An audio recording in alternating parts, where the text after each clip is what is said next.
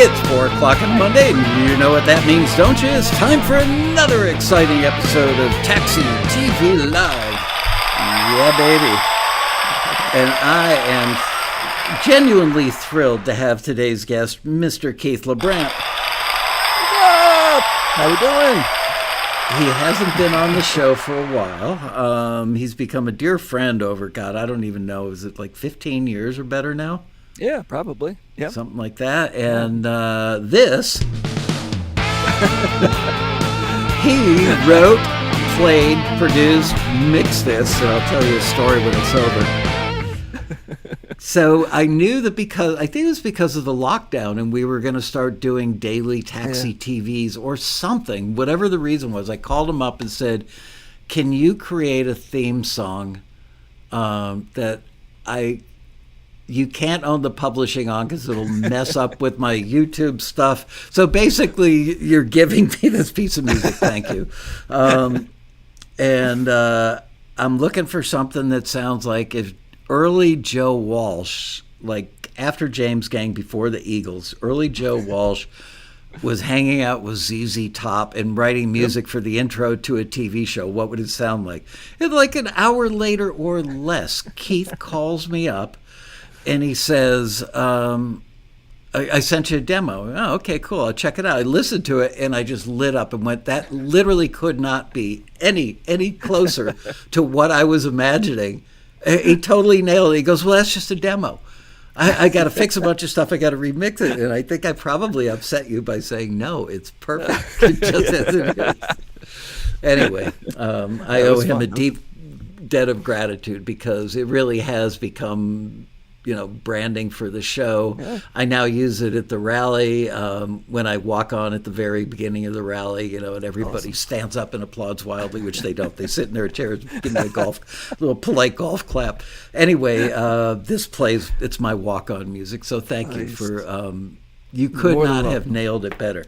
Anyway, the real reason we're here today is because you guys have us, right? We're broadcasting. Is if you've ever been on the taxi website in modern history, you'll see a photo of Keith with a little quote down there that says, I've got 105,000 film and TV placements across 1,711 different TV shows and on 283 networks. And those are, any one of those three numbers in and of itself is astonishing.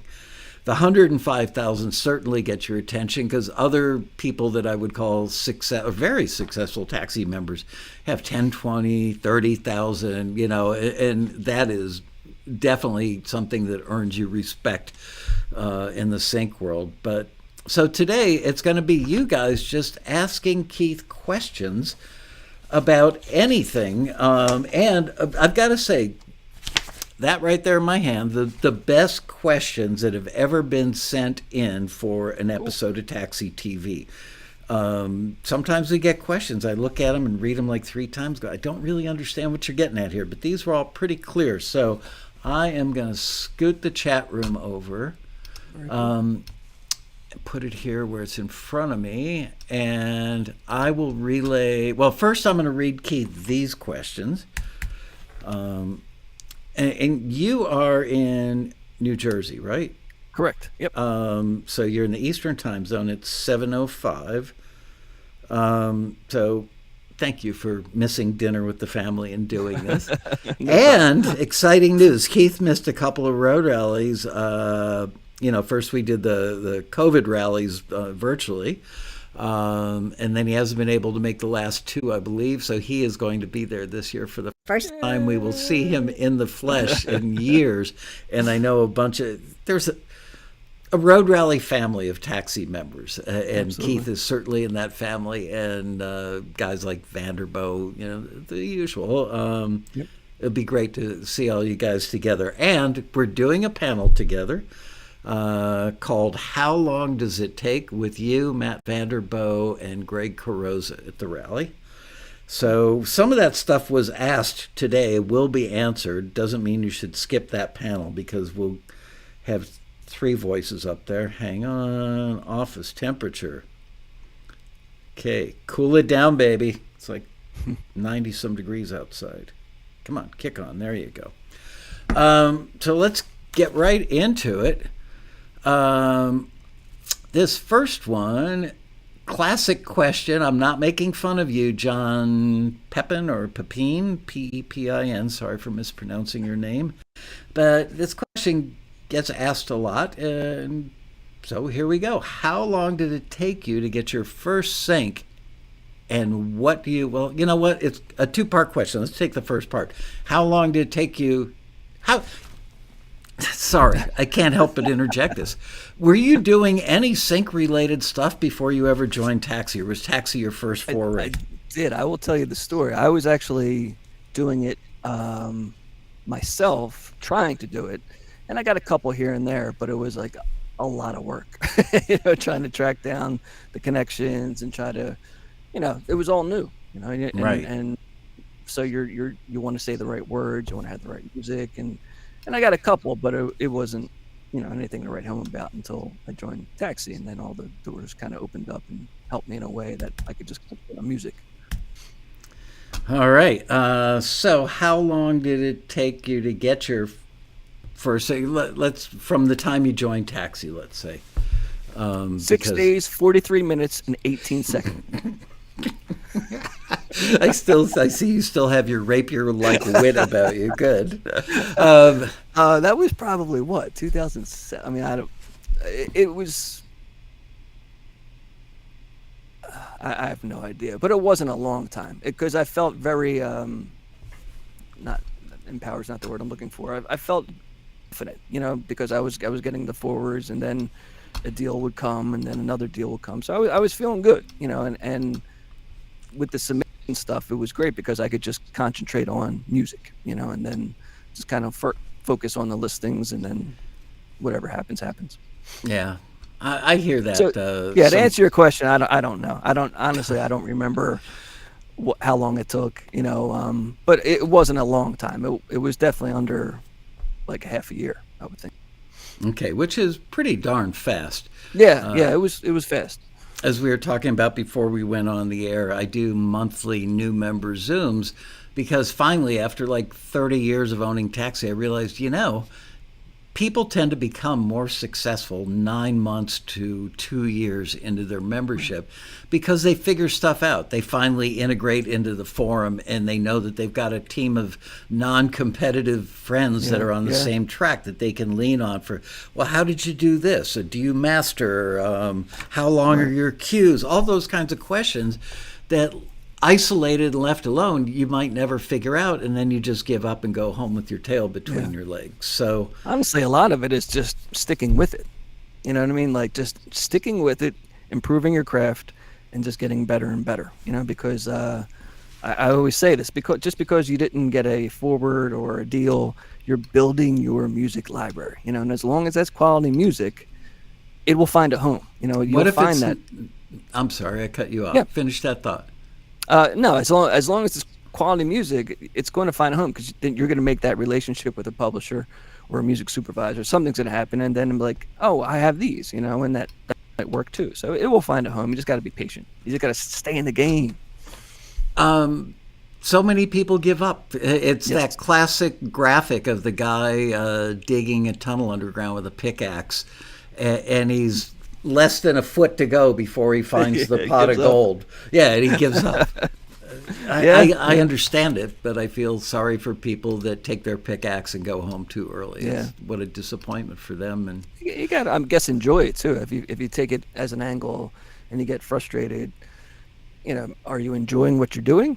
Because then maybe that's part of it, right? Because then if you're not sticking with it, who knows, right? It could be a different variety of reasons, but I think they enjoy making the music, but they don't enjoy people not going, that's the greatest thing I've ever heard. Here's a briefcase full of cash.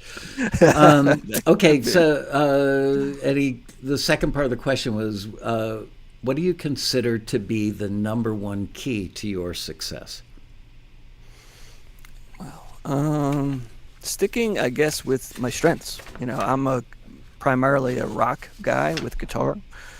that gives me full license to buy 81 guitars because I need different tones, right? Nah, I'm just kidding. This is sticking with your strengths, right? So when I started out, I told the story before, but I still remember it. I would join Taxi, I get the listing and be like, we need solo piano instrumental stuff. I'm like, I had organ lessons when I was in 4th grade. I could do this, right? So I, monkey paw around everything, sent 5, and they all got sent back, So that was a quick lesson of, okay, you're not great on piano. Let's just stick to guitar, right? So I think if you stick to that's what I did. And then once I started getting a foot into that genre and different things with guitar focused, I started to, go out to different genres. But you really got to educate yourself with the instrumentation, how it's mixed, all that kind of stuff. Any sort of new genre that you take on that you're not familiar with, you really have to do a deep dive into the composition part of the instruments and how it's mixed and everything. So by deep dive, you don't mean listening to one of the references halfway through and go, oh yeah, I get it. yeah. No, I got it. I don't need more. Yeah. So yeah, definitely. And just even like what kind of instrument, like depending on what level you are, right? So we've had this discussion before about even something as minuscule as a guitar amp, right? Or how the drums are mixed. Like if you're looking for some Led Zeppelin bombastic stuff, you're going to want to, compress the room mics or push things up, and get a lot of ambience going. You're not going to do direct mics on the snare, and it's going to sound like, you recorded in a closet. That's not going to get you Zeppelin, right. Most parts of Zeppelin, right? So it's knowing those kinds of things, and the more you do it, the easier it becomes. Yeah, but I always compare it to golf. You're not going to get on the PGA Tour because you go hit balls for 3 hours on the range every Saturday or go out and play 18 holes with your best friend. You can enjoy golf is it. Frustrating though, because you can be good for 1 week and then the next week it's like you lost all ability to hit the ball. Like I've had that. It's like, oh yeah, I think next week I'll be good, and then next week you're like back to square one. So. I forgot that you golf. Yeah, I literally haven't played since my friend Ralph Murphy passed away like 5, 6, 7 years ago. Yeah. Whenever he came to town, he would stay at our house and we would golf for 2 or 3 days in a row. And I so loved that because we were pretty equally matched. He was a little better than me, but not so much better than me that he stood there shaking his head whenever I'm, muffed a shot or something. He's like, it's cool, man. You'll get it. You always think like taxi members are with each other versus some of the people I golfed with early were like, holy crap. Somebody pick up his ball and bring it up to the green. I haven't played in years. I think the last time I played, it was in Maryland on some PGA golf course that Fuzzy Zeller apparently was on, like he was finishing up his round. I couldn't even get past like hole 15. I just picked it up. I'm like, I'm out. Wow. It was like every time, like if you just went like a little bit to the right of the green, the main, you were just lost. Your ball's gone, and it just wasn't fun at that point. So I'll stick to guitar.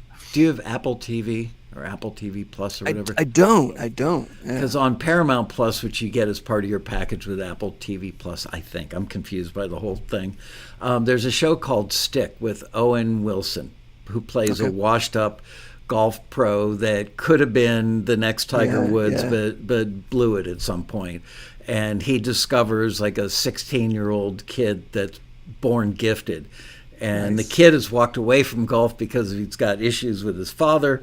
And now Owen Wilson gets him back into the game and getting him on the tour. I don't want to give, that's the basic plot. Anyway, for anybody who's ever golfed, except for Paul Croteau, who I see in the chat room, it's a very cute show. It's not going to win Emmys probably, but it's very enjoyable, especially if you golf. All right, so, and I forgot to mention at the top of the show that not only does he have 105,000 film and TV placements on 1,711 TV shows, 283 networks, and by the way, those numbers were a quote that I found 2 years ago. We were redoing. I think you asked me, and I didn't know what it was for, so I was like scrubbing through all my stuff, and I'm like, oh, here they are, and I didn't realize it was for the website. I'm like, oh man, it's like, Keith is very specific. That's okay. if you would have said I got a crap ton of placements, that doesn't mean anything, Can't put that on the Okay, slate. but here's the thing: is that recently, let's talk about recently. He's composed music for the first 2 seasons of Beyblade X on Disney XD. Landed a guitar rock version. This one was cool. I remember seeing this one in our member or success stories. A version of Ave Maria on the Peacock Network show Poker Face, which is probably one of the 3 biggest breakout hits of TV this year. So good going on that one. And he had a swagger rock track licensed for a Crown Royal commercial. Which first whiskey I ever had when I was like 12 years old. My dad said, "Here, try a sip of this." It was Crown Royal. It's like, start me out on the good stuff, Dad. Thanks. And the song Next Step, which was a collaboration with Marcus Cohen. Some of you know him as Kano. He's another one of our successful members. For a new movie entitled Hostile Takeover, which is currently in select theaters and video on demand. So,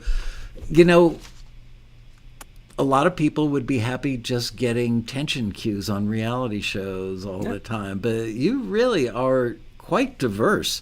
And I've heard you've done orchestral stuff and keyboard-driven stuff that is beautiful. Yeah, all the Beyblade stuff is basically, it's electronic, with shred guitar over top of it. So it's that's a great example of learning it, because I was kind of thrown into that. It was a small team of 3, and I was, quote, the shredder, right?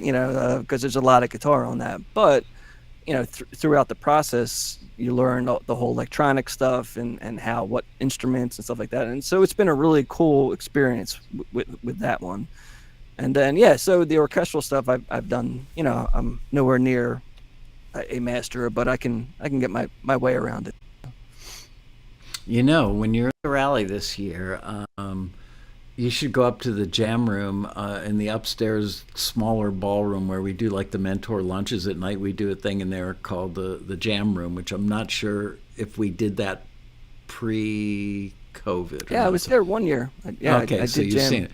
Anyway, the guy who is hosting it this year, Richard Crawdaddy Dance, who's done it for the last 3, I believe, who's also an incredibly talented guitar player. If I were doing a tour and I needed like a greasy in the pocket, right? Yeah, chicken picking in the pocket guy. He would be he could literally do like a world tour.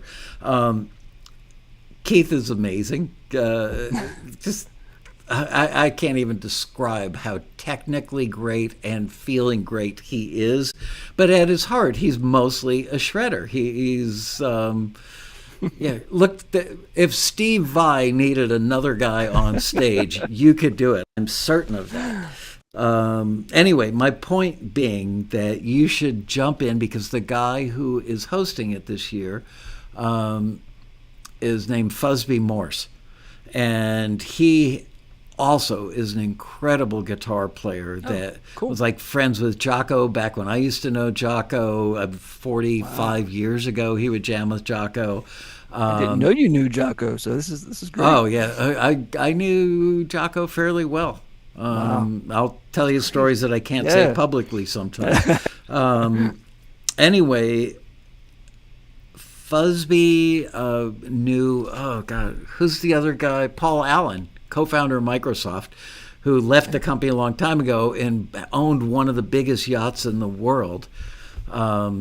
And Fusby would get flown out to Paul Allen's yacht to stay on the yacht just to jam with him. He's that good. So that's who's hosting our jam sessions this year. So you guys should do that'd be cool. Do a thing together. Anyway, let's get back to the questions. I don't want to take time away from these. Anytime you want to call me for your yacht, if you want to, need a guitar, so I'll do my yacht jam. Is 10 inches long, and it's one of those tin boat yachts that I bought as a collector's item like 30 years ago. There you go. My accountant told me many years ago, don't buy a boat. Every time you want to buy a boat, go charter the most expensive thing in the harbor. It'll still be cheaper than owning one. Probably. Wow. Okay, this one's from Ken Crombie. Sorry, Ken. What's your mixing/mastering process? After you finish a tune, and talk about it, what you do with it in detail to get it to the level needed for placement. So Yeah, I'll have you answer it. Then I've got a follow-up that's tied. Okay. So I'll take the level one first. It really depends if it's a certain publisher asking, right? Because then you kind of have an idea of what they're looking for. They usually have some set guidelines or some requirements, or just a ballpark. If not, then you just kind of, I look at other stuff that I've done, or maybe references that they sent, and kind of look at the volumes just to make sure I'm in the ballpark.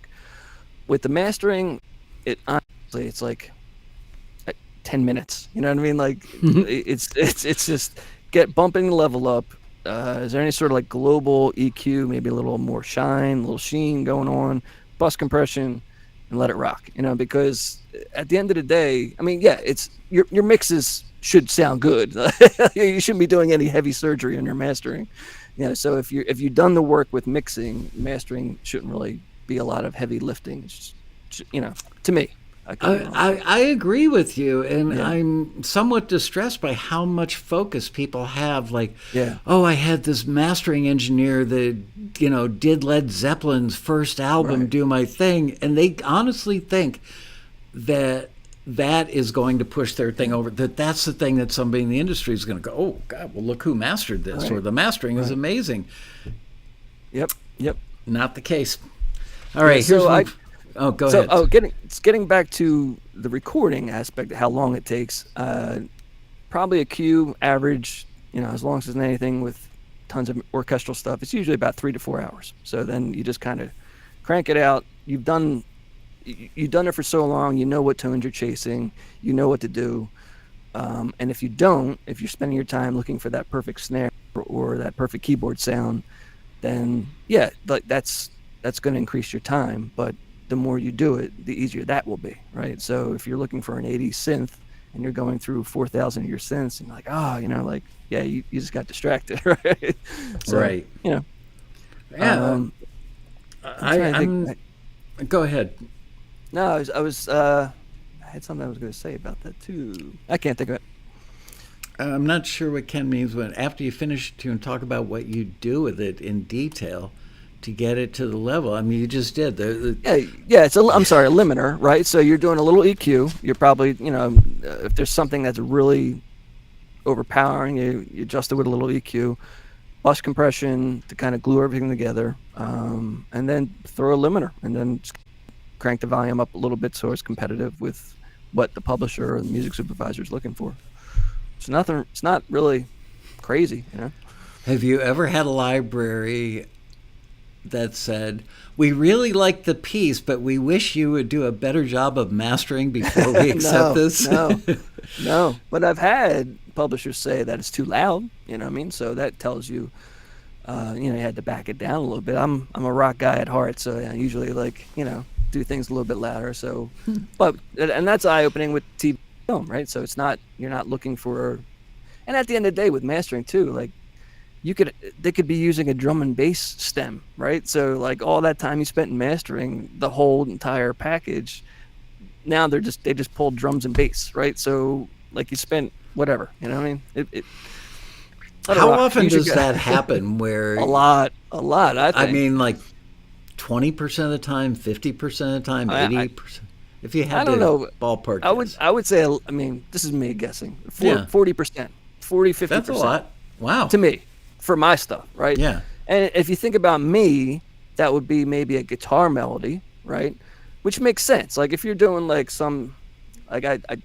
pin myself the notorious guy in the jukebox bar scene, right? Because you usually got conversation over it, right? So you don't want to have some lead guitar part on this thing. You just want the basic chunky chords, bass and drums, right? And then you let the voice take the rest. So that's what usually happens for me. Now somebody else who does a different type of music, maybe it's something different. It made me want to go to the studio. I just left the road rally and back to the studio. Okay, this one's from Jeff Hall. I'm in my second year with Taxi, and my approval rate for submissions has gone from about 0 in the first year to 50% so far this year, hopefully climbing. I don't know if that's a good hit rate or not, but the real challenge is that none of my approved work, which is about 10 or 12 pieces so far this year, has been picked up on the client end. Do you have any advice on suggestions that would help with getting selected once you've been approved by the taxi screeners? Fair question. Okay, so fair. We don't know what type of music. Does it say what type of music? No. Does not, right? You know what I know. So that could be not an issue, but what is it, right? Is it accordion rock? Is it a polka kind of metal thing, right? Because then that's a genre that's out there, right? So are you looking at they very rarely get a call for, so they're in no rush to sign it. Okay. As far as the 50%, that's awesome, right? Because if you look at it, it still could be 0%, right? So you're getting stuff forwarded. I would also look at the amount of submissions you have. 10 to 12 is not really a lot. I would, I think it goes back to being in the game. Right? So, 10 and 12, that's great.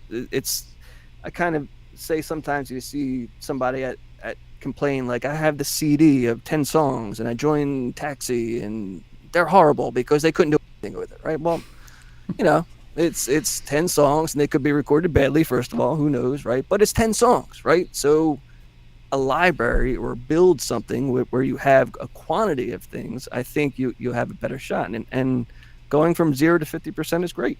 So if you build on that and stay in the game and you improve your craft, you'll find, and like I keep on going back, none of it is wasted, right? So just because they didn't sign it doesn't mean you're going to throw that in the trash. Like, you're going to find a relationship at some point and be like, oh, and by the way, I got this. And then, you dump, whatever, 20 tracks or songs, whatever you have, and maybe you get a couple signed or all of them. That happened to me a lot. Like, you would make that introduction and I'm going to be like, okay, so we need some whatever, I don't know, pop rock. So I do that. And I'm like, oh, this is really good. Do you have anything else? And then, oh, I do. Hold on. And then you swagger rock and you have whatever, blues and all that stuff. So just because it's not happening now doesn't mean that's the way it's going to be. I think the more relationships you start to build, then it'll happen. As long as I keep on going back. Are you creating stuff that is sounding good? And then don't look at it as I have no deals or I have 6 forwards. Look at it as building your music library, because if you're in it for the long haul, that's what you want. You want to build your music library, and then once you start getting the relationships will come, and then you just start dispersing your tracks.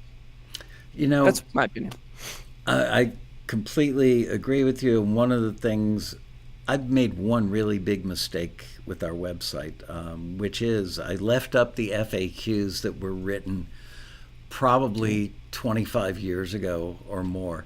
And at the time, we were mostly not doing film and TV. It was mostly record deals, trying to get people, artist signings or songs cut by other artists, and some film and TV. But now we're probably 80% film and TV. So we had a number. We actually took a 1-year slice of Taxi and looked at how many submissions and how many forwards and how many people had gotten deals.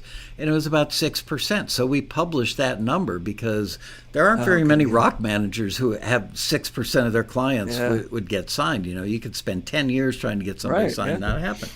So we thought that number was pretty cool. But now looking, and it's still up on the website, but now looking back in retrospect, of your 105,000 placements, even if 70 or 80% of those started with a relationship through a taxi forward or a meeting at the road rally, or a collab with somebody like Kano who's already in at a company where you're not.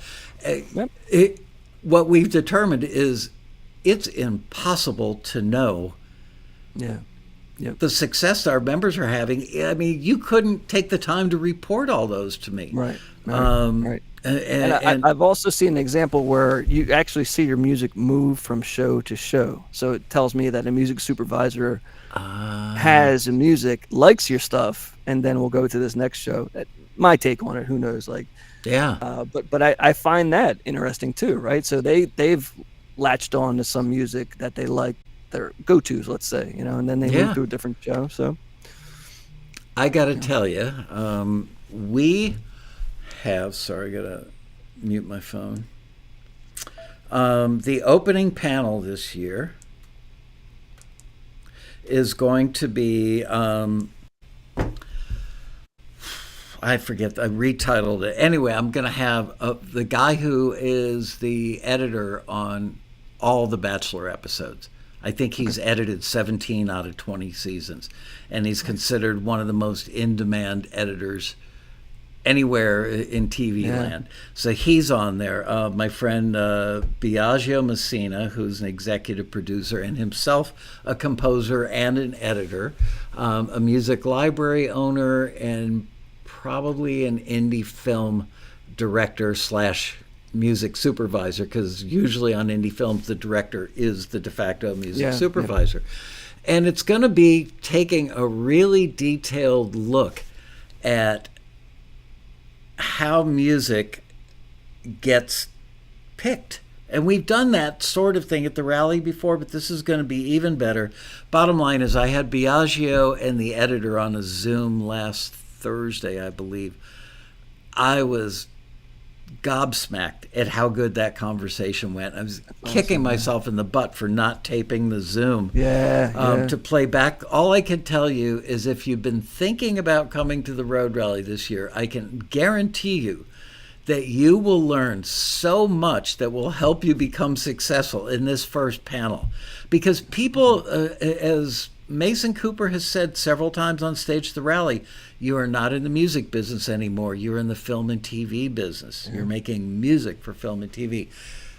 If you understand how they think, why they pick what they pick, how they use it, how they make the decisions, how they use it, the whole process in great detail, you walk away from that going, oh, so I got to quit making music for me, and I've got to start thinking like an editor. A great point, because when I first started, I was a songwriter, right? So it'd be like, and I'm doing instrumentals, right? So it would be like, okay, it's gonna have a section A, section B, it'll be a section C, and then all these different sections. And then it was like smack in the face. It's like, oh no, you probably just want one section, maybe two, and the transitions too. That was a big learning, like, gotcha moment where you're dynamics, bringing it down, bringing it up, and then stuff like that. It was eye-opening as a songwriter who wrote songs up until that point, to know exactly what film and TV needed. So it was cool.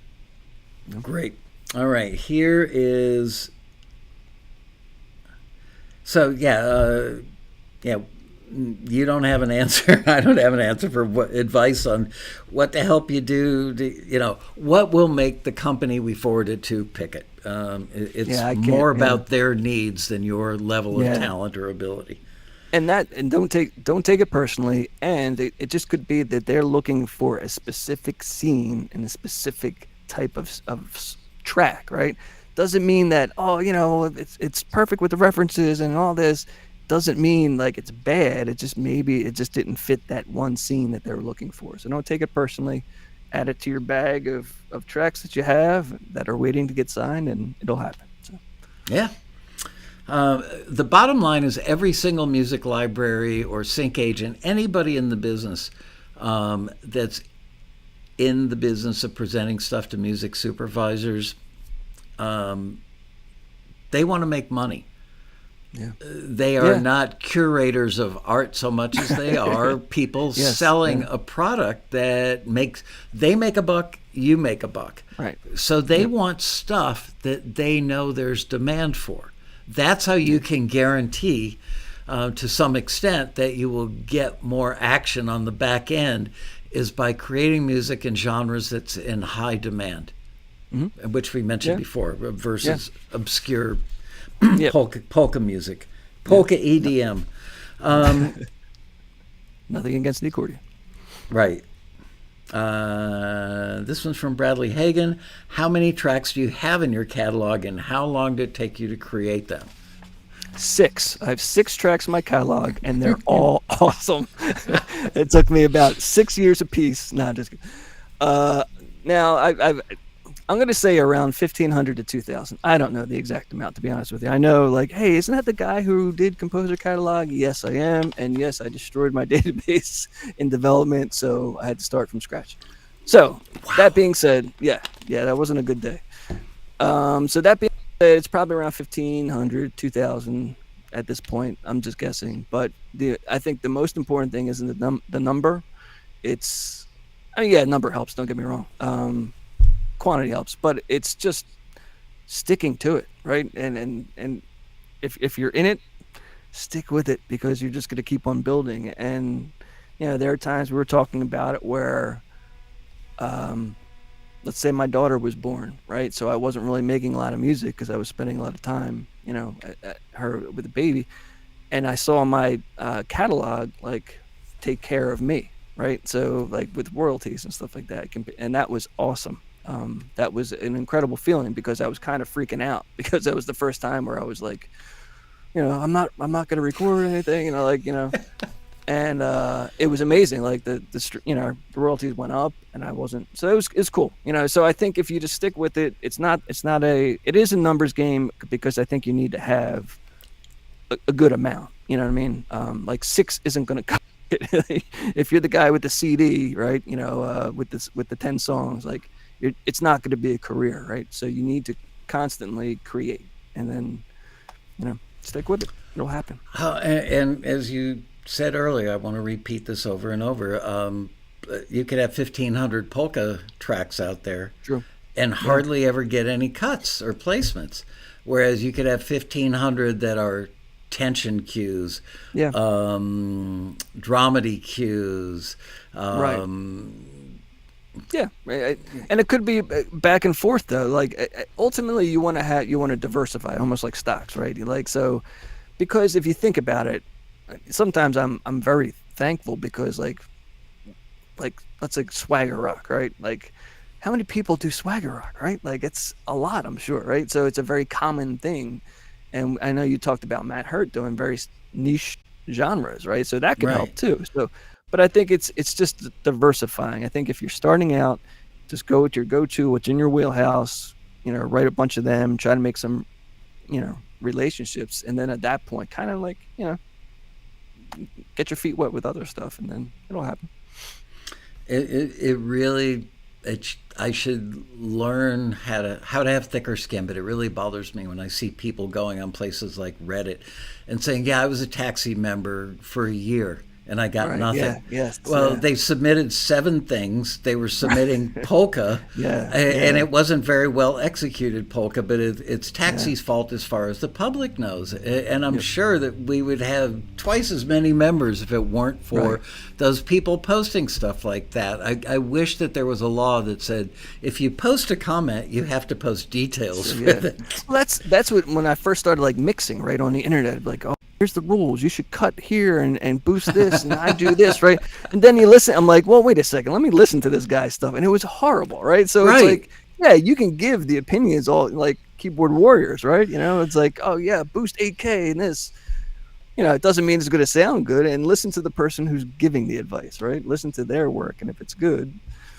I actually did an experiment, not to go off on a tangent, but I went on a website, Sound Better, I think it was called. Yeah. And I had the funny thing is, I'm crazy with mixing drums. Like for some reason, you mean crazy as like you'll spend a lot of time doing it, or crazy I love drums, right? So I didn't know this about you. I can't believe it. Love drums, right? So I will. So I hired a guy, Will, to do drums for my. I did a just for my own bucket list. I did a guitar instrumental album. I remember. So I hired him. Crazy stuff. It was very cool. And so I was like, oh, I want to mix this, but let me just see what other people do, right? So I had like some high name people mixing, right? Like from Sound Better. Just one song, and I gave them all the same song because I just wanted to hear what they would do. Ooh. And it was actually cool to hear how they each went, about it. And at the end, I'm just such a control freak that I wound up, doing it because, it was never good enough where I was like, oh yeah, but I didn't want to be that. I just wanted, touch more of the room, I found I wanted to do myself, but that was actually a very cool learning exercise because then I could say, well, I like that. And I like part of what he did there, and people, if the prices are right, if they're doing something like that, it's always cool to get an outside vanished, but because you do it for so long, and then like, oh, yeah, I got it, and then all of a sudden, like, your eyes open up because somebody else did something a little bit different. You're like, oh yeah, that's. I honestly think, as you know, Rob Shirelli's probably my closest friend. He is my closest friend, and the vast majority of what he mixes, he doesn't engineer. As opposed to back when I was in that seat, the vast majority of what I mixed was stuff that I engineered, probably 80% or more. And I always felt like it gave me an advantage because I knew every little nuance. Right. And I also knew to go in and spend a few hours cleaning up, taking out... if I had somebody's guitar plugged in and there was a 60 hertz hum for 30 seconds before the lead played, I would go erase that on tape rather than rely. We didn't have automation, in the first 70% of my career. So I would just erase it. That's how I automated, taking out the hum rather than having it muted right up until the point it popped in. That was one more move to remember that I didn't have automation for. So from my perspective, I liked having control over my own domain from beginning to end. Well, plus, you know what you like, right? So like you're going to compress going in like a bass or something like that. You know that what's going to sound good, and you know what you're going to hit. Another guy might not hit the compressor that hard coming in because they don't want to, give less options. They want to give more options to the person who's going to mix it, right? But if you're doing both, then you know exactly what to do. Yeah, and there are times where people get credits on doing a record, mixing a record, engineering, producing. And it turns out that the real secret sauce was the artist. And that you could have sent anybody with like medium level skills in that room as long as they could get signal. There's some things where the music counts for a lot. I've never seen great engineering or mixing or mastering create a hit record. But I've seen great songs that were poorly recorded become hit records. That's a good point. Great point. Yep. Okay, from Kyle Sutton. Yo, Kyle, how are you? Hey, he has found his musical output has been consistent. Oh, have you, Keith, found that your musical output has been consistent through the years, or is it ramped down as his catalog has grown and past placements have started paying out? Yeah, it definitely ramped down. In the beginning, I was all about it. I would spend late nights. I have a full-time job, so I would, spend. I'm a night person rather than an early morning person, so I really hit a lot at night and got a lot done at that point. And there was a great period with Taxi too, with relationships and deals and stuff like that. So everything was kind of rolling, and so as I got older and things, I spending time with family, my daughter and stuff like that. I'm definitely not the guy I was 15 years ago. You know what I mean? But that being said, like the catalog is working for me, which is cool at that point. So you're seeing less output. I'm a little more selective because I don't have a lot of time right now. So I'm being a little more selective with projects that I can do. And I'm not seeing any dip in royalties and stuff like that, which is great. Wow, that's amazing. A lot of people I know took a hit a few months after COVID because production slowed way down almost to nothing. Therefore, there wasn't post-production much of a need for music. And then they bounced back, and then there was the strike, and they saw another dip after that. But wow, the fact that you've been pretty consistent means that you're somebody that the editors and supervisors know, and they keep going back for more because you give them what they need. It's a simple equation. I don't know what it is, but I knock on a lot of wood, and I'm very grateful. I think that's what it is. As a fairly objective outside observer, if they keep going back to you, it's because what you do works to solve their problem, and that's what it's all about. Is I need music for the scene. What do I need the music to do for the scene? Make it happier, make it sadder, make it more exciting, make it more tense, whatever it is. And you obviously are delivering music that solves their problem. Yeah, I think for me too, as I got more into the game, it wasn't more of, hey, we need songs for our library. It was, we need songs for this scene, or we need songs for this show. You know what I mean? So you knew the time you were going to put in was going to be at least placed for that show, and hopefully more down the road. So that's been a blessing too, where, before it was like, okay, these are all for libraries, and they could sit up on the shelf, and if they get pulled, But the longer I stayed into the game, I call it, right, it was more like, oh, this show needs this music, So it was, oh, okay, so you knew that it was going to be, most likely placed for that, which is cool. I'm not really sure I understand this one. Maybe you'll get it, and I'm just a little slow today. This is from Paul Cawthorn, and he asks, how do you find an artist to record? How do you find an artist to record your songs as well as perform them? And I'm not sure if he means pitching his songs to get, like Ariana Grande to cut his songs, or does he mean I've got a song, but I need a guy or a gal to sing this? Well, I mean, I don't really do a lot of vocal stuff, but the two things you could do is check out the forums, because there's always collaboration. Used to be Collaboration Corner, right? Something like that. Right. The taxi forums at forums with an s.taxi.com. And go to the rally, right? Because there's like 4,000, tons of people there, whatever. And everyone's, the first time I went, I was amazed about everybody was kind of on the same team, because I played music conferences before that with original music, and it was always like, you got the guys with the shoulders up, like, right.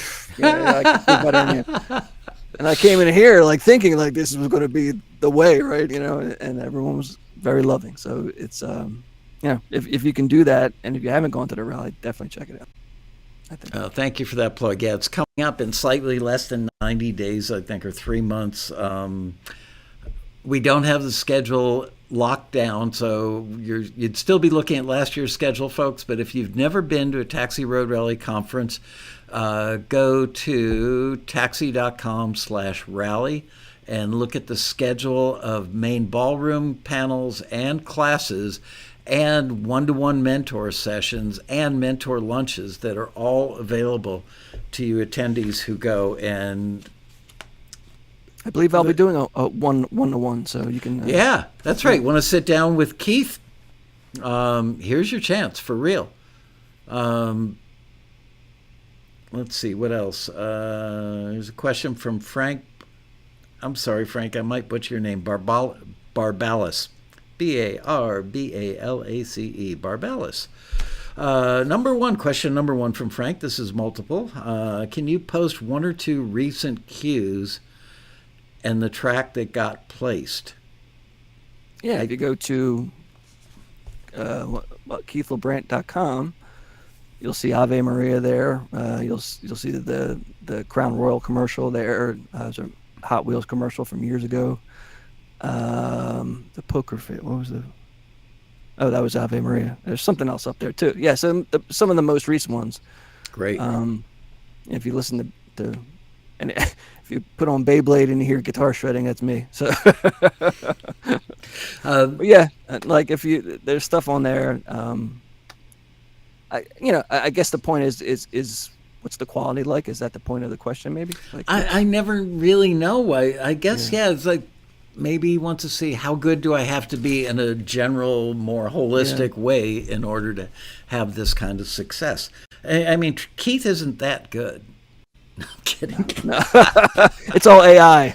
That's right. No, Keith is pretty much masterful at everything he does. He just takes it seriously and works hard at it. It's like if you're looking for the easy answer, the easy answer is it takes work. You said it before. See, Michael feels guilty because I'm not getting paid for that music for That's the right. Taxi rally and all that. So I get it. Yeah. Oh, come on. I let you fly around in my private jet all the time. I'm surprised one of the questions was, how come you didn't get a music lawyer to negotiate your music for the rally? There you go. I honestly never dreamed how incredibly well accepted that track was. Like the first time I played it, everybody went, Dude, where'd you get that? Is it Keith LuBrant? I just love how you branded it. Like, it's the Taxi TV, and like when it kicks in, you're like, episode's starting. It's cool what you do with it. So yeah, very cool. Yeah, and I could be. I mean, we make so little money off Taxi TV from YouTube. I think we make between $50 and $100 a month from it. So there's not a lot to spread around. But, I'm only teasing. Yeah, I know, and I've never done it for the money. I mean, it's like, why even bother? It takes me more than $50 or $100 worth of time to just come up with ideas for the show and write them down. Anyway, here's a good question from Frank Barbalis. Is your work mostly done in a pro studio or home studio? Home studio, right back here. It's Pro Tools, PC. I actually stopped using. I had like a Great River preamp. I stopped using that. I bought an Avid piece of gear, so I just kind of consolidated. I had a Rosetta 200 AD-DA converter. Stopped using that. I had a Purple compressor. Stopped using that. Wow. I do use the Kemper. Got a Kemper profiler. A lot of. Is that where most of your guitar sounds come from, the Kemper? To be honest, I've been really digging two companies, Tonex, which is IK Multimedia, and Neural DSP. They came out with a Morgan package with 3 amps, kind of a very voxy sound, and really good. I mean, the for the purist, right, it's like, it's never going to sound, but for the recall alone, right? Or it's like, hey, this is great, but it's a little too distorted. In a real, if you were miking it, you'd be like, now it's like, okay, let me just fire up the plug-in and just back off the gain, and you're done. So in the world of TV film, I mean, I couldn't see myself miking another cabinet. That's just me, because it's just too convenient. And I think when you start putting stuff on TV, no one's saying, hey, is that a mic? Is that an amp modeler? Or is that an actual Fender, Deluxe? Yeah. It's like, or I would use this cue in my TV show if only the guitar was 5% more distorted. Right. Yeah. Wow. It's just not authentic. Yeah. I mean, the modeling these days it's so close. You know what I mean? So for film and TV, I might think differently if it was my own project, maybe, but for film and TV, it's definitely worthwhile. I don't know that I could tell the difference. If you sent me some of your work and said, Laskow, tell me, was that a 57 right up on the cone of a Fender Twin with a Strat, or is that a Sim? I wouldn't know.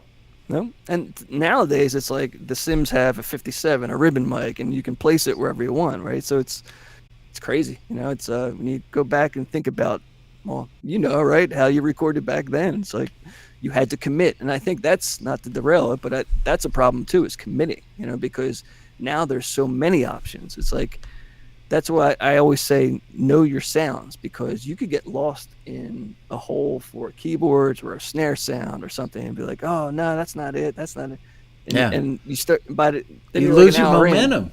Right.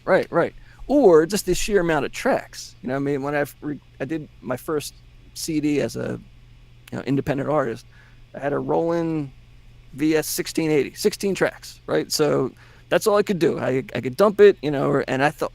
And to me, it was, I don't know, I kind of like that. You know what I mean? I like knowing that I have this finite amount of tracks and I got to make it work. There's more thought into it, but not to sound like an old curmudgeon. Do me a favor.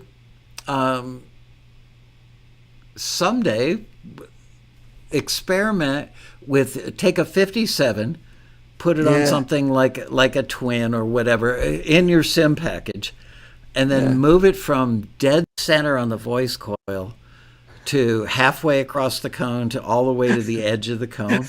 I just saw somebody, I think maybe Bradley Hagen, somebody in there said, oh yeah, take a Royer, move it to the edge of the cone. I would see people, I know big name engineers with major credits, and I swear to God, just take a microphone, put on a pair of headphones for ear protection, or have your assistant go out in the room and go dead center on the voice coil and then move it to the outer edge. It always sounds better on the voice coil. Yeah. I don't know why that is. I'm sure it's physics, but I know a lot of people think that there's magic out there on the edge, but my experience differed. Do you use a band with singers for your tracks?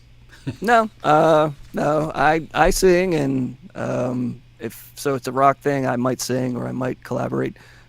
Marcus, we just got done. That gentleman, I think it was a gentleman who asked about the music.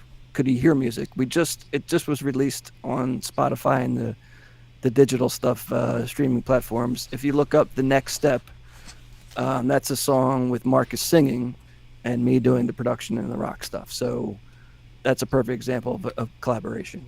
Like he's got an awesome sense of melody and style and just swagger. You know what I mean? So you got to have that, and that was a great learning experience too. Is like you got to know when to collaborate, right? Like I'm a singer, but I know I'm not a singer, right? I'm a rock singer who can get around. But if you're looking for like a ballad or something like that, it might be time to find someone who has that delicate voice who can nail it, right? How did you meet Marcus? Was it in the forum or the rally? It was the rally, I think. Rally. The funny thing is, he's from Philly, right? So after the rally, I think we met at the rally. And then there was like a story where my cousins were in a band and his friend was playing in that same band, like all around the tri-state area. Yeah, so it was a crazy story because he had asked me like, hey, are you interested in playing guitar in this band? You know what I mean? And it was like, I think it was like my cousin was the guitarist who was leaving or something like that. It was just a strange, like, small world. Yeah, it was crazy. So getting back to, it was the rally, I believe. And then we just kind of, I think, if I'm remembering right, we hit it off. We played the Taxi. You had like a showcase that one year. You had like 3 different bands. We played like. Where did we do it? In the ballroom? Or up at, was it the showcase we did up in the presidential suite that time? I don't know where it was.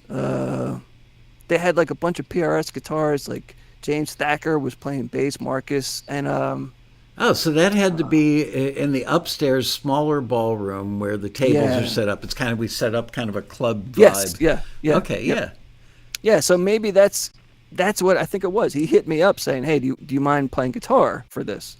So we kind of put this whole band together, and then we played that night, and then after that we started doing a couple different collaborations. So yeah. Another Taxi marriage. I was going to say, once again, Taxi, Wow. All right, here's a question from Juan Avila, who was our grand prize winner at the 2023 rally. I really like this guy, and he lives in South Florida, so I'm going to go fishing with him someday. Nice. I've noticed that many Taxi members create great music, but after reviewing tracks that weren't forwarded, I realized most were, or I would have rejected due to poor mixing. So most were poorly mixed, or he would have rejected them for poor mixing, even though the music was great. This has been confirmed by other members who have often heard similar issues on others' tracks when showcased by Michael in Taxi TV sessions. My question is, how can you stay prolific in creating new tracks while also improving your mixing and sound quality without spending too much time? So how do you get better faster? Yeah, I mean, the more you do it, obviously you're going to get better. I don't think you would get worse because you would have that experience. And also, YouTube is great for, I mean, you can go down to YouTube whole, but there's, I just saw, we were talking about Eric Valentine. He's a producer, did like Third Eye Blind, Smash Mouth. He's got a site, and he did a video of getting the most out of the least. And he bought like, I don't know, $300 worth of microphones, Behringer, right? Like just like nothing, big. And he wanted to see how good of a sound he can get, So there's a video of him going the entire process, using an amp sim, using, how he mic'd these drums. He only had really bad stuff, right? So, and at the end, the output was great, right? So, he knew how to work it. And I think those type of videos, the whole mix process is eye-opening, because then you kind of know, oh yeah. So this is why that works, because you see somebody doing it. And it's not like Joe Schmo from, who's got like 6 months of experience. This is a guy who's done like killer albums, right? And he's taking the time to do these videos and just do a complete walkthrough and how he would do it, right? And it's not like, oh yeah, well, you have great studio tracks you're mixing, right? It's not fair. We have this. No, he's using Behringer microphones to record it. So all his tracks are, bad too, right? It's knowing what to do. Well, there goes the Behringer sponsorship for this year's rally. No, they're not coming. Might want to edit that. Great product. No. No, but you start that way, right? Yeah, everyone has, I buy the 11-piece drum kit, microphone set, right? And, half of them aren't worth anything, but that's what you do when you start, right? So, it's knowing what to do at that point. Not for nothing, Rob Shirelli and I went out to dinner with Michael Lloyd and Marty Panzer, a couple other people on Saturday night. And on the way to the restaurant, Shirelli goes, I've got an idea for what I want to do this year at the rally. So what's that, Rob? He goes, can we run a listing, get some songs in, have your screeners whittle it down to a manageable number, then I'll pick a couple of them and mix them. And then he's not going to mix them live on stage because it'd be too hard in that, in a ballroom setting. But how about if I play the individual tracks and play the mixes and kind of walk people through what I did and why I did it? That's great. All right. Yeah. So thinking about doing that. And the important thing in there is that he's experienced, right? Because I think you have 4,000 people on YouTube. You don't know who's good or not, right? So that's important too, because like this guy could be shelving out all the base information because he doesn't want to rumble, but that might not be the best course of action, right? So yeah, it's amazing. Look, you can talk about making good golf shots because you watch golf videos, and you can regurgitate that stuff. Yes. But it's not like having hands-on or a great coach while you're doing your swing. Here are 4 questions from Cheryl Martin. How are we doing on time? I got to step up my speed a little here. How'd you start out? Was it through Taxi or other service? We talked about that earlier. He had limited experience at the beginning and then ultimately joined Taxi. Were you contacting music directors directly? No. In the beginning, it was more like music. I don't want to give it out, but company, I would do the research of who would be in charge of the music for a show, and then kind of contact them. And, it's half the times you don't hear back, but, and then who knows, right? But I definitely wasn't hitting the ratio before joining Taxi compared to after joining Taxi. Question number 2 from Cheryl is, what's the most common criticism you received before you got your first deal? Common criticism. Maybe maybe if I was trying a different genre, I just didn't nail it. You know what I mean? Like, go back to the drawing board, dude. You don't know, electronica yet or something like that, right? So maybe something like that where I tried to kind of, I can let me try some of that. And, you got to sometimes let the big boys do that. Okay. Well, they couldn't shred like you. So thank you. Those EDM guys just can't shred. So I've heard. Do you still use Taxi, or have you developed relationships with music directors outside of such services? I do use Taxi every once in a while. I saw a listing with 80s rock, and I piqued my interest. And we always talk about that hand clap stomp listing you put out, and I wound up getting like 3 deals off of that one tracks. So that was just like, hey, like, Company A liked it, wanted to sign it, but didn't get back to me. Company B signed it, got back to me first. Company A said, okay, hey, you ready? And I said, well, it's already signed, but, and then in that time span, I've already made another one. And I said, but you can have this one. And then that started a relationship. And then after that was signed, like Company C said, hey, we got this, I'm like, hold on, and the next day it was like, here's a new track. So it's like, I was able to turn that around quick. So Wow. You're doing it all right, Keith. I'm trying. What's the best bit, this is our last question from Cheryl, what's the best bit of advice you can provide to help your listening audience get a leg up in the sync game? I know we're all each other's competition. Yeah, I don't see it that way. I think I see it as I'm building my library one track at a time, and everybody probably is doing the same thing, right?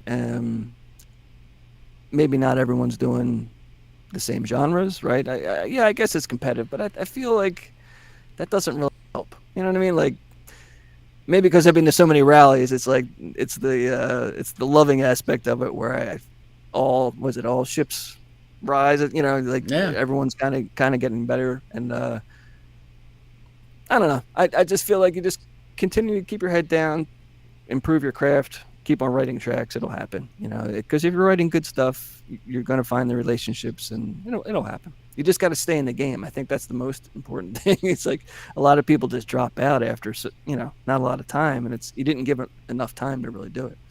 That is the number one reason I believe for people not succeeding is they get frustrated. They've made couple of handfuls of submissions, they didn't get forwarded, or they got forwarded 50% of the time, and geez, my stuff is in the hands of 10 people, but guess what? It's not 10 people sitting there going, your music is the most important thing in my life today. Listen, I know folk rock, but this stuff is incredible. Right. Yeah. Call Spielberg. Tell him to stop the post-production on the movie because we have a great folk rock song that absolutely needs to go in. It doesn't match any of the scenes, but it's great. Okay, it's from Corey Levine. When you write for TV, what are the top 2 or 3 things that you make sure your cues always have? Good question. That's a good one. How it starts, how it ends, right? So, and is there dips and valleys in it as far as dynamics? You're just not plowing through it unless they ask for that. But just like think of you as a music editor, right? So now I have 4 bars. They don't want the same 4 bars all the time, right? So they'll just take that 4 bars and copy and paste it. So now I introduced a new theme, maybe added tambourine hand claps in the second section. And then the third section, maybe I drop everything out. It's just bass and drums, right? So it's like you have this ebb and flow of a track, and then you have kind of transition points where they could actually edit it and just stop it there. But at the very end, you also have that, that sting, you've done many videos about that, but how to finish a cue properly, and then if you have all those, then the editor is going to be like, I have everything here, and then you're going to get your tracks used, right? Because if you were just plowing through it, hitting 3 chords for 2 minutes, they don't need that, right? They need to be able to. Maybe they do. I shouldn't say that they don't need it, but it would be more beneficial to have different layers because they could pull different things from it. When I was on the Zoom with my friend Biagio and the editor the other day, I can't. I'm literally begging those of you watching to come to this year's road rally. If you only hang out for the first hour and a half of the rally, no matter how far you flew, no matter how much you spent on that plane ticket, if you want to dramatically improve your shot at success and shorten the timeline, watch these 2 gentlemen answer the questions, because everything you're talking about, Brock got into in glorious detail in a very understandable way with such great sincerity that you just sit there and feel like, oh my gosh, he literally just handed me the key to the front door. I saw a couple years ago when I went, there was a woman music editor, I forget her name. Laurel Ostrander. Amazing.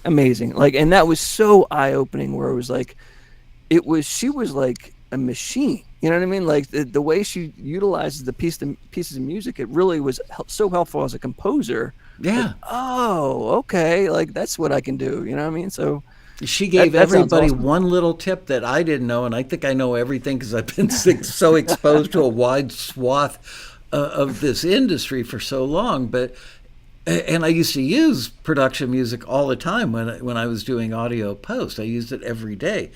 So, but she said something so simple yet so remarkable, and I'm going to pass it along to you guys right now, which is it's always a good idea to start out with a little something, in so many words. Yes. I'm kind of paraphrasing. Yeah. And listen to this. There it is. Yeah. Boop, boop, boop. Just a little drum turn at the beginning. Could have started out right on that first note, but no. Yeah. And she said it could be a little drum turn, it could be a little guitar lick, whatever it is. But that sets, it's like, got your attention?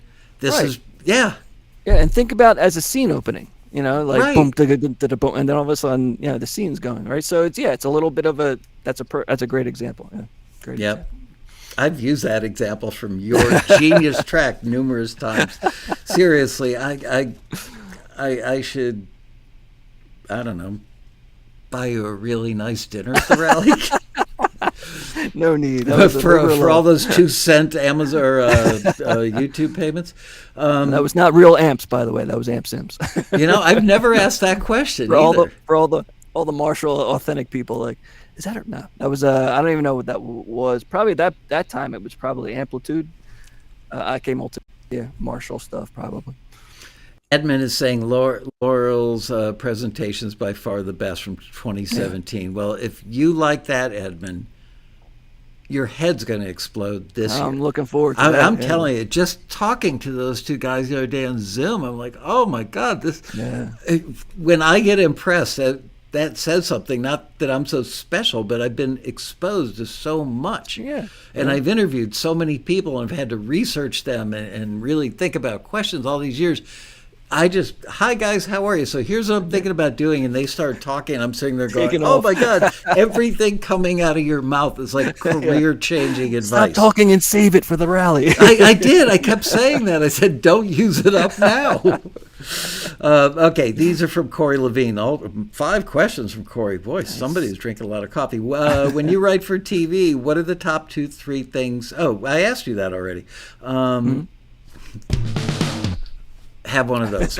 How do you decide which libraries to work with and which ones to avoid? That's a great question. I think it's almost like a trial and error thing where you know that the publishers that are kind of working with you, and it might, they're all trying to get their music placed, but maybe there's more drive in some than others. Maybe it's, who knows, right? But at the end of the day, it's a personal choice you have to make, and the connections that you have with the publishers too, so.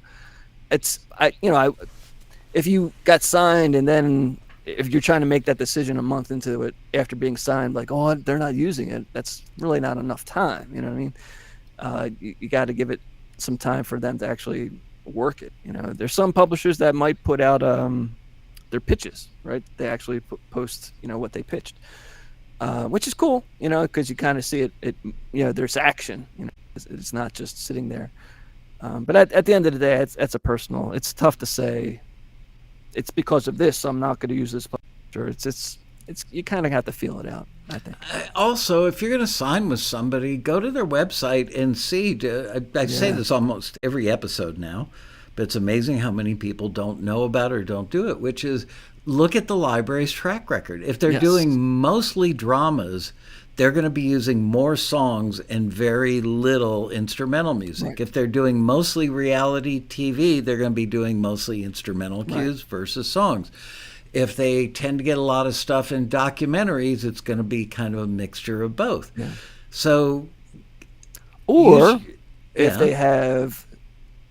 they are showing placements that are from 10 years ago. You know what I mean? Like, not saying that's the case, but look at how current their placements are. Right. So if saying, oh yeah, Duck Dynasty, then that was a couple years back, right? So who knows, right? So yeah, you have a great point.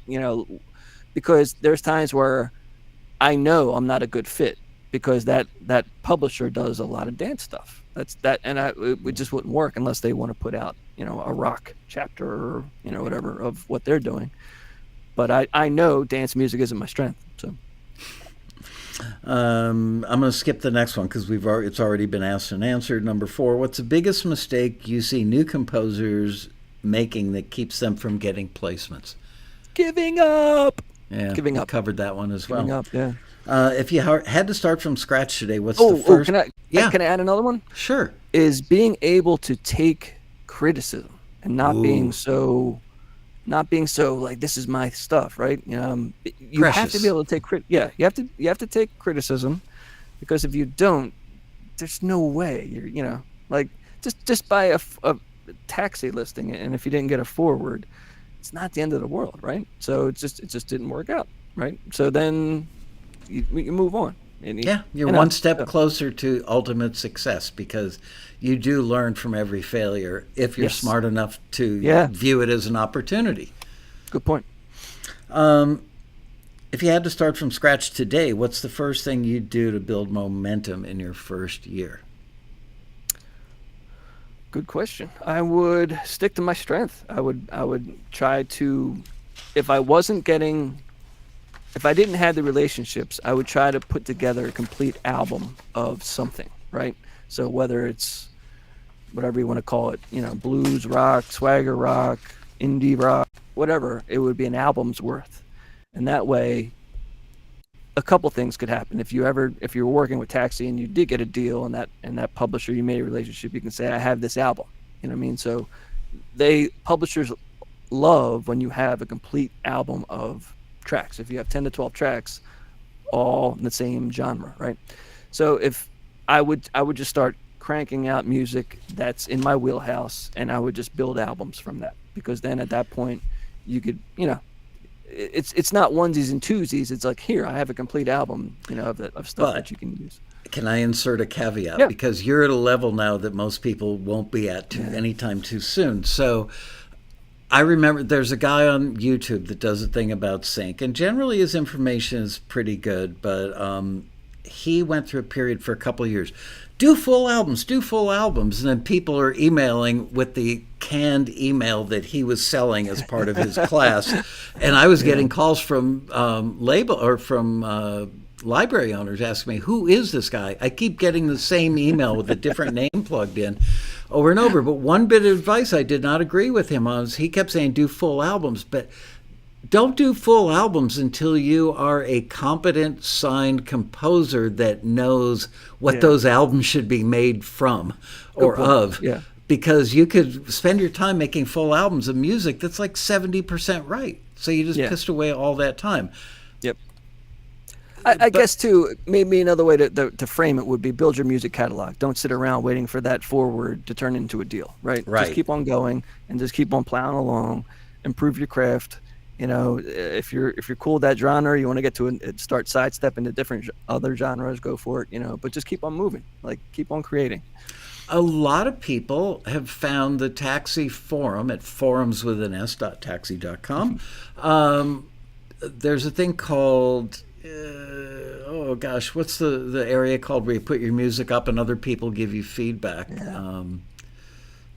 Whatever, somebody will nail it in the thing. Maybe Liz knows. But anyway, not just forums.taxi, peer-to-peer. Thanks, Andre. And I know people are hesitant to put stuff up there. Oh, somebody might hear my instrumental cue and steal it. So nobody's going to steal an instrumental cue. There's not enough money to be made from one instrumental cue that's stealing it, ruining. Right, it's going to ruin your life. Anyway. Yep. If you don't know, because most of you are working in isolation in your own spare bedroom or basement or wherever you do your work, this is a great way to de-isolate yourself by putting it up there peer-to-peer and say, look, there's a Taxi listing. Here's the text from the listing and what it's asking for. Here's the track that I've got. Number one, do you guys think I'm on target stylistically? Number two, is there anything you'd recommend that I should do to make it better? And you'll get valuable feedback from people like Keith, who goes on the forum, or Matt Vanderboe, or a myriad group of other members that why not let them give you the benefit of their expertise and shorten your timeline to success. But people are understandably afraid. What if I put it up there and people go, "Oh my God, you think that's good?" But that doesn't happen there, right? But yeah, and that's the beauty of, like I said, usually it's the arms crossed. It's like, my stuff's the best, yours is horrible, and then, but taxis are different. It's a different breed. It's awesome, like everyone's there to. No one's going to say that, and if they do, they usually get, everyone's like, "Oh, what's your problem?" Right? Yes, they're never seen again. Yeah, I mean, taxes, like, there's resources there. It's the forum. I when I first started, I was living on there. Wow. And then you start to get to know people by their usernames, and yeah, you meet them at the rally 6 months later and become friends for life. Absolutely, yeah. Okay, this one is from Tim Jeffcoat. Is there a genre that you don't do but wish you did?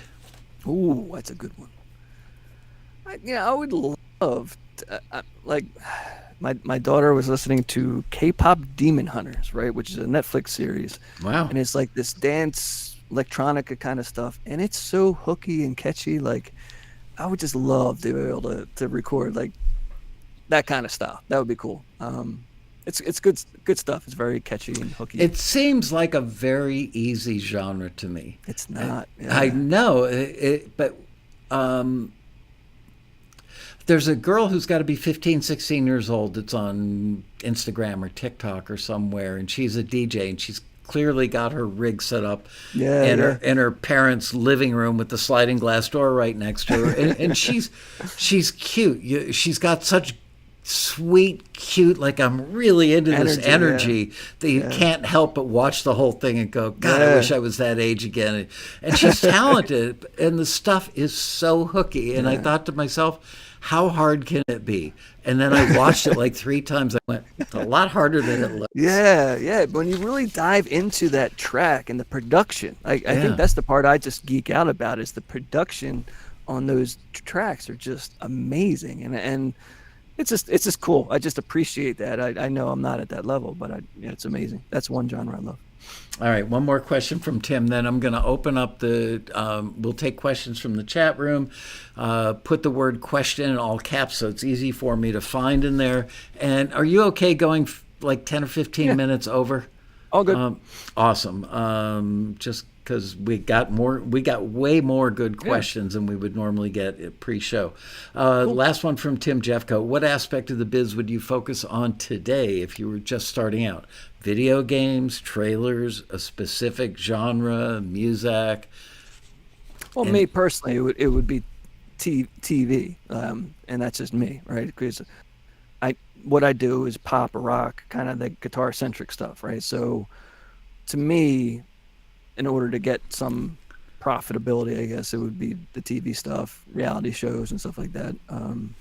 But it's funny, I haven't done a lot of vocal stuff, and I probably should.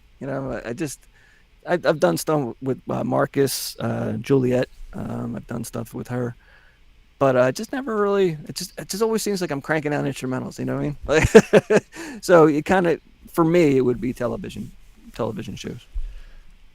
Honestly, people have asked me, what would you do if Michael Laskow were starting out? I would do instrumental cues for TV because there's so many of them needed. Yeah. They don't pay a lot per placement, right, but it adds up. It adds up.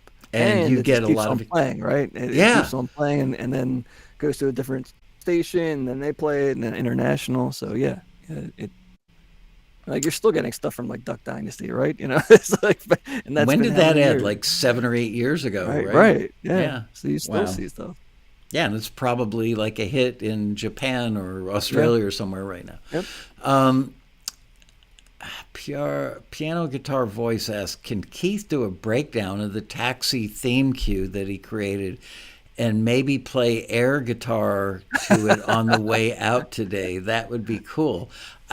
Do we have enough time? No, I can't. No.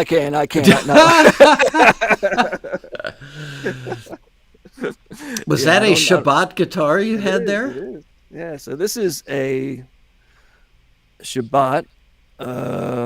So I made Sean, let's see there. Yep. hooked me up with this company. Tremendous people, good people, and even better guitar makers. I've had quite a few in my life. Oh, yeah, COVID. I had this experiment, gonna find the perfect guitar, and I ordered so many, and I sent all of them back. But Sean hooked me up with, and told me about this company years ago, and I finally ordered. They're great. So yeah, great. I'm sorry. I start talking guitar. It could be like 20 minutes. So. God, I haven't talked to Hurwitz in like a month or two. Usually, Yeah. yeah. Anyway, I should have listened to him 10 years ago or whenever he told me, because I was like, yeah. And I did, because I didn't know the name, yeah. and would have saved me a lot of money. Question is a band. I think this was the next question. I hope they didn't slide by when I wasn't looking. Just making sure, trying not to omit anybody. Okay. Where did it go? Okay, saw that one. Oh my gosh.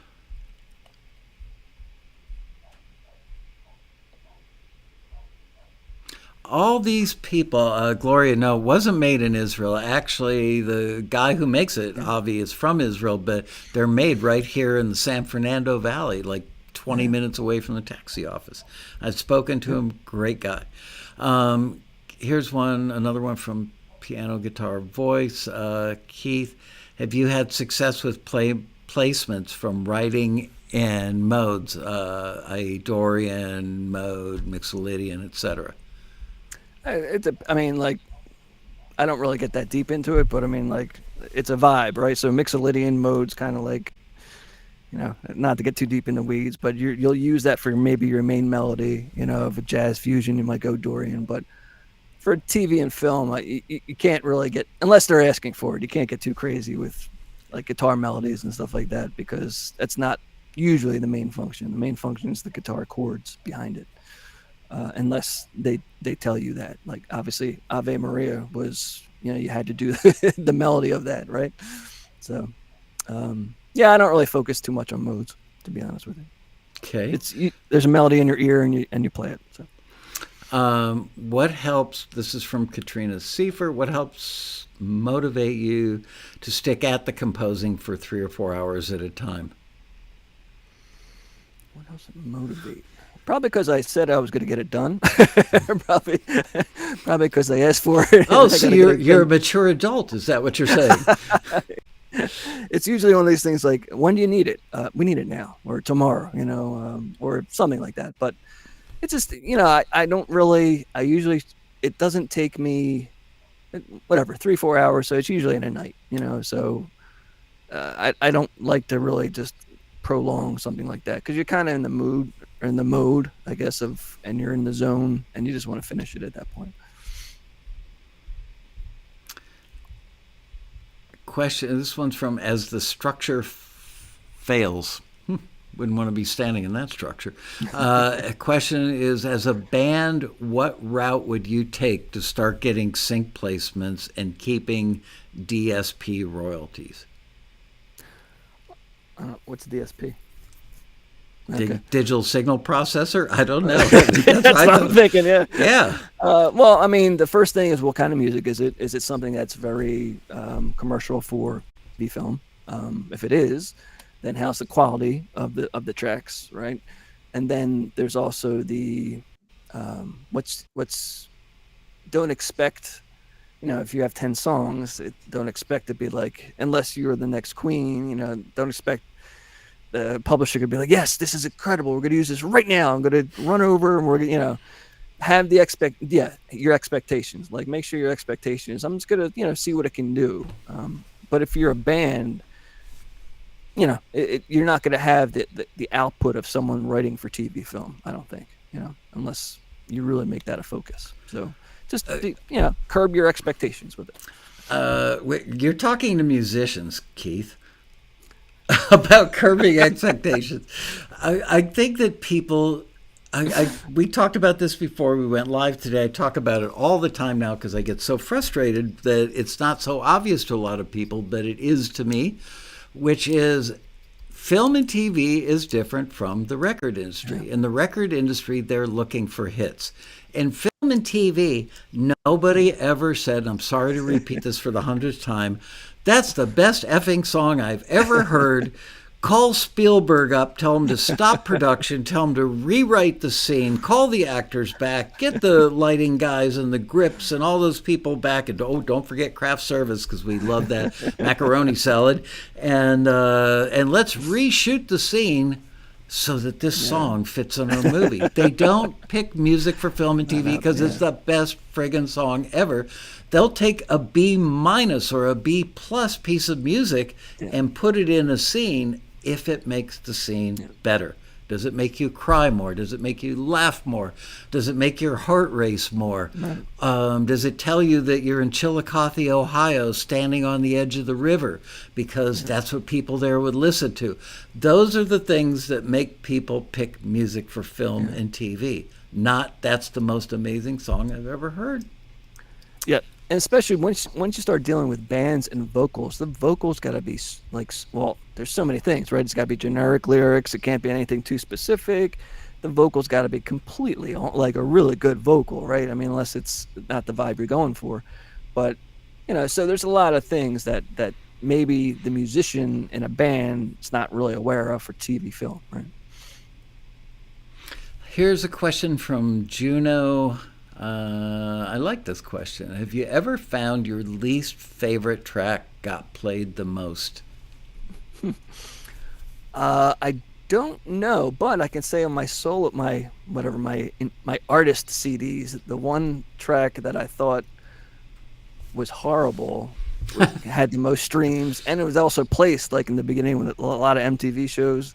Like I would give them a CD of myself when I was before Taxi, and that song got like placed a bunch of times. So it's kind of weird, But yeah, it's just I don't really look at it that way. I just kind of just create this widget and I put it out in the universe, and if it gravitates to someone, that's cool. If not, I'll make more. I think a lot of people might have the misconception that the vast majority of music that gets signed gets placed in a show or a TV show or film or something. If you had to guess, out of that 1,000 to 15 tracks that you've got out there in a couple dozen, several dozen different catalogs, which is a smart thing to do, could you even venture a guess as to what percentage of your material that's been signed has ever been placed? Yeah, I don't have that. Right. I do know that everything I have is signed, right? So there's nothing that's hanging out. And now that I'm just usually creating for, a library, which it's cool. It's amazing when you think about, I guess, all the people that are doing it. You kind of like, well, it's pretty cool that, knock on wood, that at least it's getting used, which is it's amazing. Very grateful every day for that. But I just, at the end of the day, I don't think it's the concern of what song or what this or how many things. Just make it. Just keep on making it. If you're doing good stuff and it's mixed, sounding good, it's not like it's a bad mix. It'll happen. Just stay in the game. It'll be good. Make a pitch to these folks who've never been to a road rally before, how incredibly beneficial it is to come to the road rally, because they don't believe me. Right. Yeah. Well, there's so many. I could think of so many things. Right. So when you have that demo pitch thing where you play people's tracks, right? In the ballroom. Right there. Right in the ballroom. Right there, you get to hear what people are doing, and you get instant feedback from your the panelist, whether it's good or not, right? Yeah. Or what was missing, right? So right off the bat, it's the first thing I thought of, right? So the guy who's maybe writing stuff and he's going, oh, how come nothing's getting signed? Well, he just listened to something that was amazing sounding, right? And now he knows that maybe I'm not cutting the mustard there. I got to get better on my mixing skills, right? That's right off the bat. You have different classes that teach you different techniques or mixing or something like that can help you. You have, first of all, the energy, right? The first the first class usually kicks it off and everything. I can't believe you come out with a one-piece spandex with the pyro. That was amazing that one year. You look good. So, but then could you see my Speedo through the spandex bodysuit? I don't want to talk about it. I don't want to. But and then also you have now panels where there's publishers, so you get their kind of you get live what they're looking for, maybe what people are doing wrong, what they're talking about. By the way, now you've done all your panels, you mosey to the bar, and then you have a bunch of people you can meet that are all trying to do the same thing, that aren't mean, that are all trying they're to not lift each other competitive, up. they're supportive. Right. And then and then you might see a couple different publishers or music supervisors, right? So it's just, there's so many different opportunities and then ways to learn. If you really, I remember the first year I was kind of overwhelmed because it was like, oh, I want to do that, I want to do that, I want to do, and then you just kind of had to figure out what would be best at that point. But it's if you've never been, it's a way to really get your head in the game of what needs to be done, I think. Here's a great comment from Dennis H. Every person, including myself, that goes to their first rally was completely blindsided by the fact that what we thought about the music industry was wrong. It's so educational and amazing connections. That's Dennis, thank you for saying that, because that articulates maybe better what I'm trying to say, which is forget the record industry. Right. If you're going for film and TV, it's not about writing the best song ever, the catchiest song. Maybe catchy is actually a negative in our world, because if the song is so catchy that it's getting attention and distracting from the dialogue, that could be a downside. So it's just understanding, as Mason said, you're not in the music business, you're in the film and TV business. Right. And just seeing, you talked about a music editor, right, and how they use the music. That's got to be so beneficial, for someone who's just starting out, to see how a music editor is going to use this music, or whatever you have a panel that's something like that. That's got to be like, worth the price of admission right there, right? Yeah. There's no price of admission, right? It's free. So it's 100% free. As many people have said over the years, they would expect to pay $400 to $500 a ticket to a conference of that size and that quality, and yet it's free. And not only is it free for each one of you watching, it's free for a guest of your choice. So bring your spouse, bring your co-writer, bring a band member, bring your dog. We have dogs at the Road Rally. The hotel is actually dog friendly. One last thing before we buzz out of here. Where did I see that? Oh, somebody said, I don't know if you're talking, my first road rally, Zen Chief Engineer says, my first rally, I was amazed that Michael was a lot taller than I expected. Are you talking about me, Michael? Because nobody has ever used tall in the same sense. I'm like 5'9". That is not tall. It might have been when that one piece you had the lifts with the platform boots like Kiss, so maybe that was it. Right. Anyway, Keith, as always, not only do I remain your friend, I remain your cheerleader, and I'm just so proud of you. You're so incredibly humble. You're so well-grounded, down to earth, and you look at the entirety of everything, making it to submitting it to dealing with rejection, all of it. It's like your grasp of every single aspect of sync is perfection. And I wish that I could, like, when you're sleeping sometimes, stick a Q-tip up your nostril, get a little DNA, and like sell it at the road rally. Because if everybody would just approach it like you approach it, they could find a lot of success. Thank you. I appreciate that. Congratulations, and man. I've always appreciated. Not that it's a love fest, but without your company, I would be. It's amazing. So what you've done, and I've said it to you before, I will always be a taxi member as long as I can afford it for the rest of my life, because you've changed my life. So I appreciate that.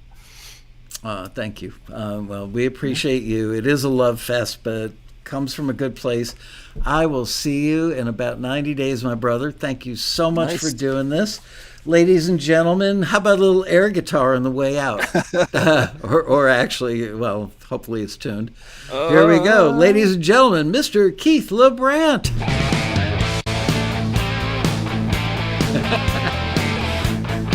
They'll be like, it's not the right key.